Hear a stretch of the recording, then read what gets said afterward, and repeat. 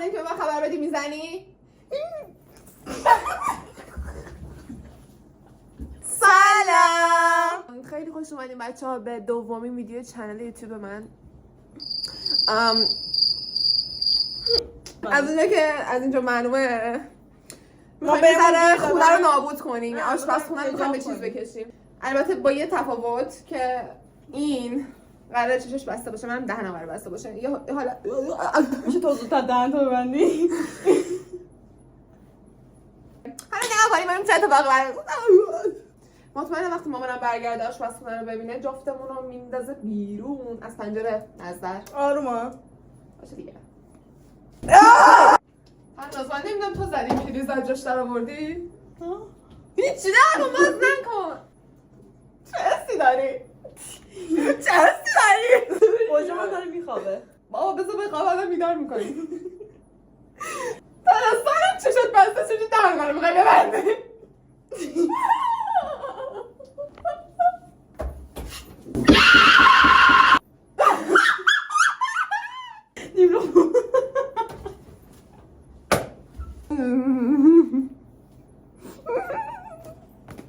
فقط به صورتم دست نزنی یا دماغم گیر میکنه به این. چیکار کنم؟ بده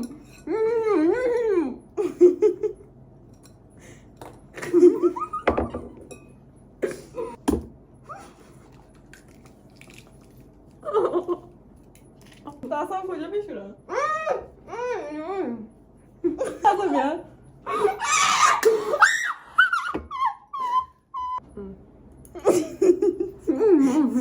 چی؟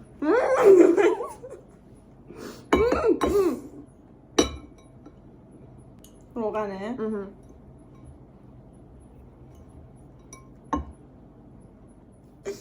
خیلی بی محتواه.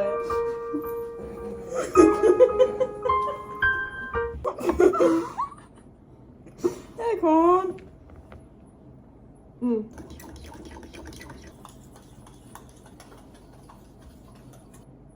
اینو اینجوری گرفتن دماغم چیز گیر نکنه بهش بس.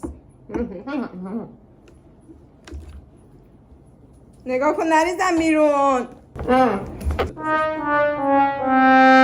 پگی پودرینا ریختیم.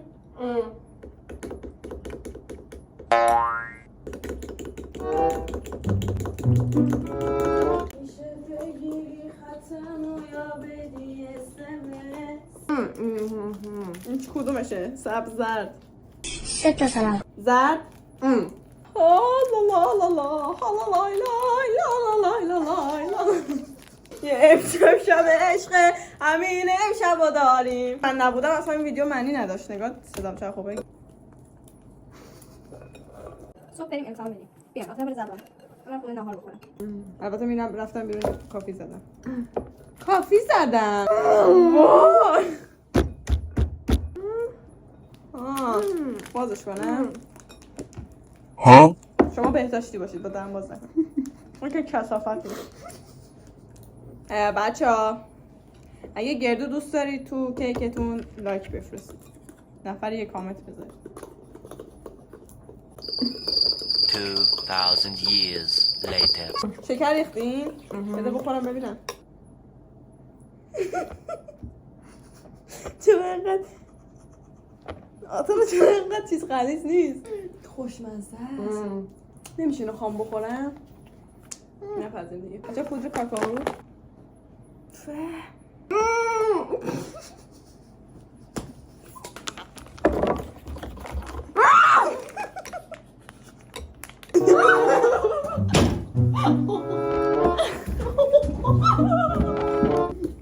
کار میکنی؟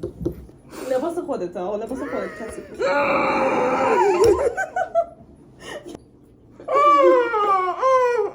اینا بیشتر از خورد نمیشن. آتونا چی کار بود کردی؟ طبعا ما وكالة صفت بخير.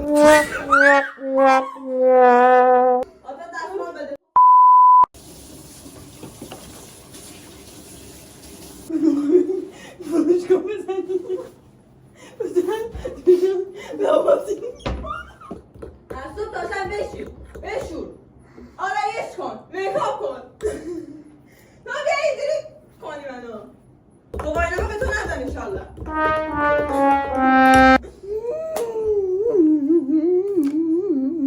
Neredeysen? Ya danış yapmayın.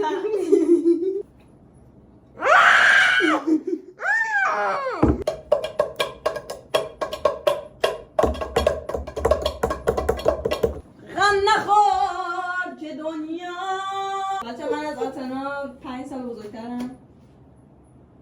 بسته دیگه چقدر هم میزنی؟ بلند شد دیگه. کیک از حال رفت. احساس میکنم کیک رو نابود کردیم، یعنی شبیه هر چیزی شده جز کیک. تو رو خدا چرا این سوخته؟ نه سوخته این مایه. الان دستتو چجوری میخوای برگردونی؟ یا پایین.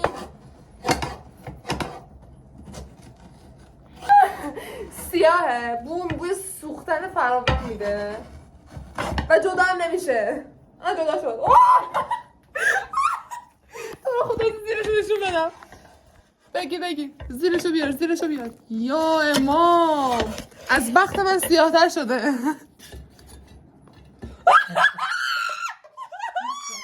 بچه‌ها انقدر خوشمزه شده، ولی حیف که درگیر حرف زدن شدیم بعد سوخت. هیچ وقت تو قابلمه نپزه. هنوز قسمتی که نسوخته خیلی خوشمزه است، حیف شد. درگیر حرف زدن شدیم. الان دوباره قرار درستش کنیم. از دوباره میپزیم. اشکال نداره. قبلی رو نابود کردیم، این دومیه که درست کردیم. تقریبا اوکیه.